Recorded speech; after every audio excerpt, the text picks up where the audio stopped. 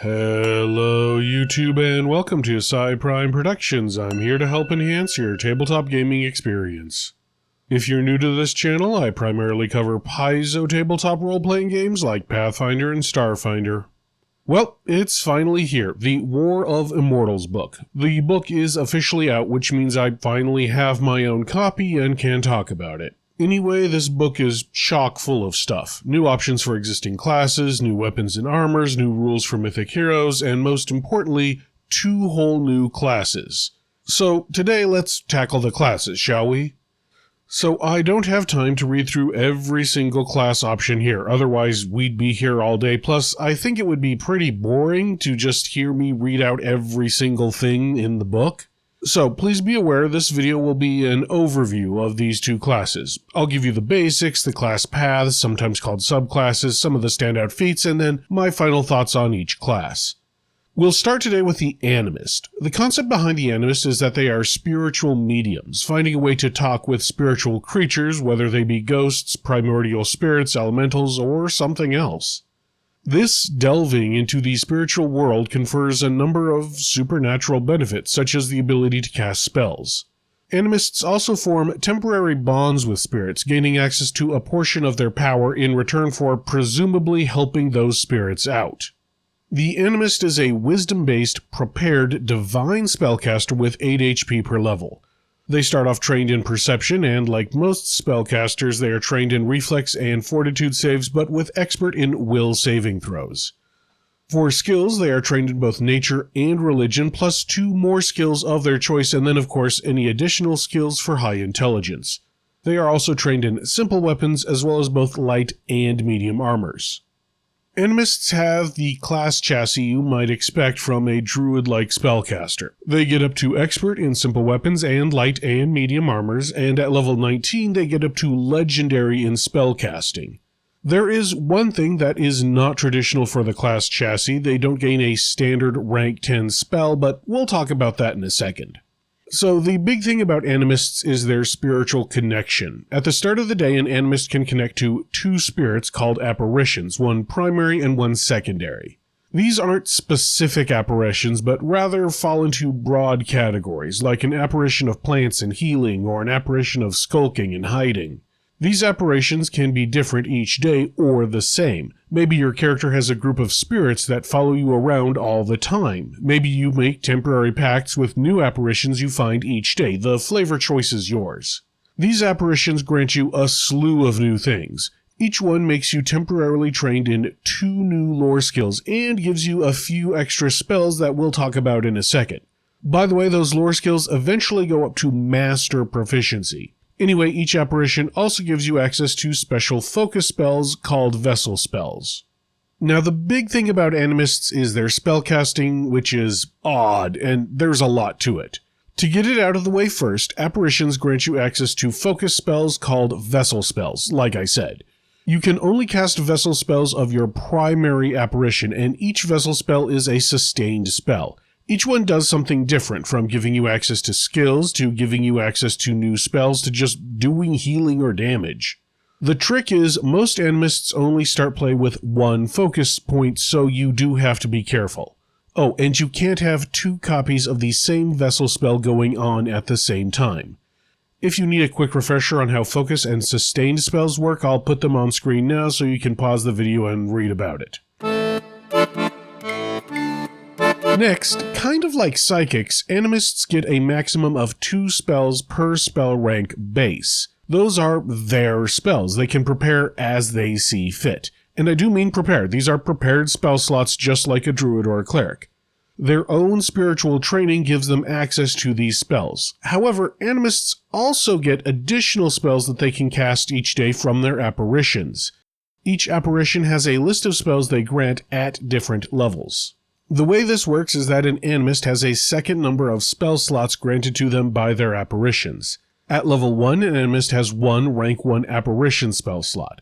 This spell slot can be used to cast the first rank spells granted by either their primary or secondary apparition. This works much like a spontaneous caster, with the spell repertoire being the spells granted by the apparitions. Let's do an example. Let's take Samo the Animist. At the start of the day, she chooses to have 2 spirits. Let's say Lurker in the Dark and Reveler of Lost Glee.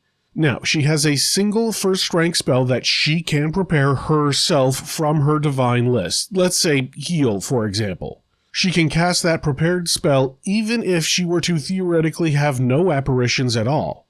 But she gets a second rank 1 spell slot that can either be used to cast Grim Tendrils or Dizzying Colors, the rank 1 spell choices from her 2 apparitions. Oh, and she can freely heighten any apparition spell. So she can, on the fly, choose to cast Grim Tendrils from Lurker in the Dark as a, say, rank 6 spell in the moment without having to worry about doing anything at the start of the day, as long as she has access to rank 6 spells. So, as if that wasn't enough, an Animist also gets a cantrip granted by each of their apparitions, in addition to the 2 cantrips they can choose for themselves for a total of 4. And of course, as an Animist gains levels, they gain more spells according to this chart here. Now, there are a few more things about Animists and their apparitions. One is that, as an Animist gains levels, they can choose to attune to more apparitions at a time, with one always being primary and all others being secondary. Next, when an Animist refocuses, they can change up which of their apparitions is primary. There's a feat that lets them do this quicker, but otherwise it happens when an Animist refocuses. Lastly, certain powerful Animist abilities can temporarily sever your connection to a spirit, which is called dispersing your apparition. When your apparition is dispersed, it is as if you hadn't attuned to it at the start of the day. You lose the skills it grants you, access to the spells, focus spells, everything. Sometimes dispersing only lasts for 10 minutes, sometimes it lasts until your next daily preparations. You have to read what the ability does on a case-by-case basis. When you disperse your primary apparition, one of your secondary apparitions becomes your primary automatically. Okay, so we aren't even done yet because there's more. Animists do not gain a standard rank 10 spell. Instead, they gain a single rank 10 apparition spell. That means an Animist is never going to have access to some of the most powerful divine spells, but should have access to a wide variety of rank 10 spells every day. By level 19, an Animist should have 4 apparitions, which means they have a choice of 36 spells that they could cast at rank 10. That's 9 spells that they can freely heighten from each of their 4 spirits. So, a lot of options in the moment, but not a whole lot of options at the start of the day. But as if that wasn't enough, an Animist can always cast the Avatar spell as their rank 10 spell slot, taking the avatar form of their primary apparition. Each apparition has their own avatar form, by the way. Thankfully, the 4 Animist subclasses called practices are super easy. Each one gives you a feat at level 1, plus a little bonus maybe, then a bonus ability at levels 9 and 17. Important note, the feat each level 1 Animist subclass gives you is not uncommon, so other Animists can pick up these feats too. The subclass just gets the feat for free. Liturgist is the Animist practice all about dancing with the spirits. It gives you the feat Circle of Spirits, which lets you trade up which of your apparitions is your primary apparition for a single action instead of 10-minute refocusing. This is really useful if you want to make use of different focus spells. You also start off with 2 focus points and get a third as soon as you get your third apparition. It's worded a little bit differently, but that's essentially what happens. The level 9 ability lets you do some limited movement when you sustain a vessel spell, and the level 17 ability lets you change up which is your primary spirit at the start of combat for free, and if you cast a vessel spell on the first round of combat, reduce the number of actions that vessel spell takes to cast by 1 action to a minimum of 1 action. The medium is all about giving in to the spirits. Their level 1 benefit is to get the Relinquish Control feat for free, which gives you a whopping +4 on saves that would make you controlled or otherwise dictate your actions, but your actions become restricted because you are letting a spirit pilot your body. The level 9 ability is to have 2 primary apparitions active at once, and you get 3 focus points. The ability is worded differently again, but that's usually how it'll shake out. Finally, the level 17 ability gives you some extra stuff you can do when you relinquish control, including making you pretty good in weapon combat, actually. Seers are particularly good at seeing into the spirit world. They get the Apparition Sense feat at level 1, and also a bonus to AC and saves against haunts and incorporeal undead like ghosts. Apparition Sense, by the way, lets you detect haunts and incorporeal undead easier and gives you a bunch of fun spiritual abilities, like reuniting a living body with its soul. The level 9 ability could be really good, giving you resistance to void and spirit damage and increasing the bonus against haunts and incorporeal undead. The level 17 ability increases your AC and saving throws yet again, and the apparition sense becomes a precise sense, meaning it is as accurate as eyesight. Shamans are basically the familiar subclass. The level 1 feat gives you the familiar and makes it better at level 2, the level 9 feat makes it even better, the level 17 feat makes it better still and also lets you make it intangible for a minute, so it could make a really good saboteur and spy at that point. There are 11 apparitions to choose from, and I cannot go over them in detail without this video ballooning in length, so really quickly, Crafter in the Vaults is about making things, and the Vessel spell makes you up to legendary in crafting and thievery. Custodian of Groves and Gardens is all about plants and healing, and the Vessel spell heals everyone, friend and foe alike, around you every round. Echo of Lost Moments is all about time and memory, and the Vessel spell gives you some extra reactions. Imposter in Hidden Depths is all about trickery and stealth and gives you the focus spell to make enemies roll twice and take the lowest on attack rolls once a round. Lurker in the Devouring Dark is all about Towers of the Deep Sea and gives you some alternate forms that you can change into. Monarch of the Fey Courts is all about mental trickery, and their focus spell lets you confuse people. Reveler in Lost Glee is basically about, like, evil clowns and stuff. Its Vessel spell effectively gives you mirror image, except you can recharge the mirror images every round. The mechanics are a little wonky, but it basically works out like that. Stalker in Darkened Burrows is all about predators in the forest and lets you transform into beasts and elementals. Steward of Stone and Fire is all about volcanoes and magma and does a bunch of area damage. Seriously, it's really good. I kinda hate it. Vanguard of Roaring Waters is all about the raw elemental power of water. The Vessel spell makes you faster and lets you move every time you sustain it. Witness of Ancient Battles is all about fighting, and the Vessel spell makes you actually pretty good at weapon fighting. It eventually gets to +3 to hit and damage as a sustained focus spell, so that's not bad for a full caster. I've already talked about a few of the Animist feats, so I'll just cover a few more. Embodiment of Balance is a 2nd level feat that permanently adds heal and harm to all of your apparition spell lists for you to cast, which is fantastic. Fly on Shadowed Wings is a level 10 feat that lets you turn your apparition into a set of wings for you, giving you a fly speed, but it disperses your apparition for the duration. See, your apparition is flying you around, so it can't help you with spells. Spiritual Spell Shape stance is crazy. It's a stance that lets you spell shape for free, but only for apparition spells.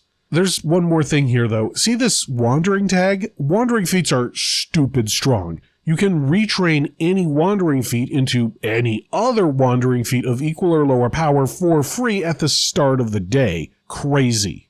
As for my final thoughts, for the most part, Animist is pretty good. A very complicated class, and I wouldn't pass them off to a new player, but they are both niche and interesting. My main problem with them is the Vessel spells. Some are really powerful, particularly the healing from Gardens and Groves and the damage from Steward of Stone and Fire. Compared to that, a lot of the other Vessel spells are lackluster. Crafter in the Vault gives you a workshop and you are trained in crafting and thievery, but anything you make disappears if it leaves your possession? Okay, why? I mean, it is still useful. Getting legendary and thievery can help disarm traps or pick locks, but why be so limiting with crafting? Also, just going to throw this out there, some of the choices for spirits seem a bit odd. There are 2 for water, Lurker of Devouring Dark and Vanguard of Roaring Waters, but there are no air or storm or lightning spirits. Why? Overall, the class is a super utility class with some good options for healing and damage. If you know what you're getting into, you start the day with the correct apparitions to give you the lore skills that you will need. Find yourself on a pirate ship? Lurker in Devouring Dark gives you the sailing lore skill. Talking to some nobles? Witness of Ancient Battles gives you heraldry lore. There's also a lot of different build ideas, from an upfront battle caster who uses Witness of Ancient Battles to a blaster with Steward of Stone and Fire to a healer with Custodian of Groves and Gardens. Liturgist, in particular, with their action compression or getting multiple uses off of a single action, is probably the best, though there is something to be said for the Spirit and Void Resist of Seers. Moving on to the other class in the book, the Exemplar. Now, the Exemplar is the first rare class in Pathfinder, and that's for good reason. They are basically demigods, and Paizo probably doesn't want thousands of new demigods running around the world of Golarion. To be clear, this isn't supposed to make it better than other classes mechanically. That wouldn't be fair to other classes. It's just supposed to be a lore thing. Keyword there is supposed to. Let's get into it. So Exemplars are a strength or dexterity-based martial class with 10 HP per level. They start off trained in perception, reflex saving throws, simple and martial weapons, and medium and light armor. They start off expert in fortitude and will saves. They also start trained in the religion skill and 3 other skills plus more for high intelligence. Like most martial fighty types, an Exemplar gets up to Master in weapons and armor and class DCs. Exemplars in particular also get up to Legendary in will saves, the better to push through with sheer determination, I suppose. So before we get into the big thing about Exemplars, we should first talk for a second about one unique class ability, their epithets. If you don't know, an epithet is a title that someone can get, like the Terrible in Ivan the Terrible. Mechanically, as an Exemplar levels up, they get more and more epithets, which they can choose from a list. Each one gives them some small bonuses and maybe training in a few new skills. They get epithets at levels 3, 7, and 15, and they build on each other. So Nahua at level 3 might become Nahua the Brave. By level 15, he might be Nahua the Brave, whose cry is thunder, teacher of heroes. I won't get into each epithet here, just know that it's a thing that Exemplars get. Another thing before we get started with the Exemplar proper is that at level 1 they gain the Humble Strikes and Shield Block abilities. Shield Block is Shield Block, a standard feat from Player Core 1. Humble Strike says that they increase the damage die of all simple weapons by 1 step, which is niche. Cool, but niche. So the big thing about Exemplars is that they effectively have 3 subclasses, kinda sorta. See, Exemplars have what is called a Divine Spark, a shard of divine energy that they can kinda move around to empower different things. These things that are empowered are called icons, with a K. There are options to empower a weapon, parts of your body, or worn items. Exemplars can use this divine shard to empower their icons in specific ways. As an Exemplar at level 1, you choose 3 icons. Your icon choice is a little weird. It's tied to both a way you use an object as well as the object itself. Now, most people will want to choose a weapon, body, and worn icon, but rules as written, that is not required. You could pick all weapon icons if you wanted. Your spark can only empower 1 icon at a time. When it empowers an icon or part of a body, that is the icon, this is called an eminence benefit, which means just a passive benefit. However, there are certain actions that can make your spark kind of overdrive and do something crazy. This is called a transcendence benefit. After using a transcendence ability, the spark gets blasted out of there and has to move to a different icon. As an action, only once a round you can move your spark from any icon to any other icon without using a transcendence benefit. Now, at character creation, if your icon is an item, you get a level 0 version of that item, so like a weapon or a shield. You can put runes on your item icons as normal. Now, if your icon is an item, it is tied to that item. You can't put your Divine Spark into any old spear or belt. It has to be your special spear, your special belt. You can change your icon to a different item, but your icon choice remains the same. It's a little complicated. Here's an example. Let's say the iconic Nahua takes the Noble Branch icon. Noble Branch must be used on one of these items listed here. So at level 1, he might start off with a bow staff. This bow staff is his weapon icon. He can only gain Noble Branch benefits while using this bow staff. However, at level 2, maybe he finds a +1 dueling spear. Since Noble Branch can also be a spear, he could change up his weapon icon to be the new magical spear. It takes a day to switch an icon over, though. Now, here's an example of how Divine Spark interacts with icons. Let's say the spark starts in Nahua's +1 dueling spear. For ease of use, we'll use Noble Branch again. The eminence ability of Noble Branch is to deal 2 extra spirit damage per damage die when you hit. That means that all hits with that weapon, while it has the Divine Spark in play, do 2 extra damage. The Transcendence ability is, after hitting with the weapon, you spend an action to do even more spirit damage. But remember, after using this ability, the spark is shot off to one other icon, your choice. So there are 21 total different icons, and I cannot possibly cover all of them in a video, but I will hit some highlights. Gleaming Blade is probably the one most people are going to go for. It works with any sword or knife or unarmed slashing attack, and its Transcendence ability lets you strike twice with no multiple attack penalty, though a -2 on the second attack if your weapon is not agile. That's essentially double slice with a greatsword, but since it requires Transcendence, it might not be usable every round, especially if you have to move. Hands of the Wildling do AoE splash spirit damage, so don't stand next to the rogue, but it is a great way to deal with swarms, especially since the Transcendence ability is to do a cone attack. Scar of the Survivor is pretty busted, and I expect it will need an errata as it just gives you infinite free healing.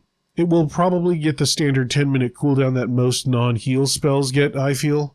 While not particularly busted, I like Shadow Sheath as it lets you draw infinite free copies of a weapon from a pouch and throw them even without the Eminence benefit. This makes a level 1 throwing build viable. And Victor's Wreath gives you and all of your allies within 15 feet a +1 status bonus to attack rolls, and the Transcendence ability lets you and all allies within 15 feet save against any ongoing negative status effect with a +2 bonus. So if your allies are confused, you could just spam this until everyone is okay again. There are a couple of feats I want to hit real quick. Twin Stars lets you split a one-handed weapon icon into 2 identical copies that you don't have to pay for, so it makes 2-weapon fighting really easy if that's your jam. Hurl at the Horizon increases your weapon's throwing distance or gives a non-throwing weapon a 15-foot range. Only the Worthy turns you basically into Marvel's Thor, as it makes all of your icons very hard to move unless you say it's okay. So before we get into talking about my final thoughts, I did want to say something, and that is, you don't need to make this a demigod thing. Exemplar could easily be reflavored as a type of monk. A monk who sends their chi into items instead of a divine spark. Or maybe a magus that directs their magic inward, or some sort of martial druid with primal magic. So if anyone has any problems with an Exemplar from a lore standpoint, there are workarounds. You don't need to be imbued with god magic to make these characters work from a lore standpoint. Now, I'm going to say something that is going to make some people very hot under the collar. Just remember, at the end of the day, all of this is just my opinion. I'm going to use my experience gaming with Pathfinder to make an educated guess at this stuff. If you disagree with me, feel free to do so, but please remember to be civil in the comments, okay? Now, at first I thought that the Exemplar class was okay. There were 1 or 2 broken abilities, but that could easily be errated. But as I took a closer and closer look, I see that there are some really powerful abilities that could really wreck a game. Look at Victor's Wreath again. That could basically make everyone in your party immune to every status effect in the game out of combat. Cursed by, say, a rank 9 curse? Just spam that until you roll a natural 20. Poisoned, diseased, drained, all gone.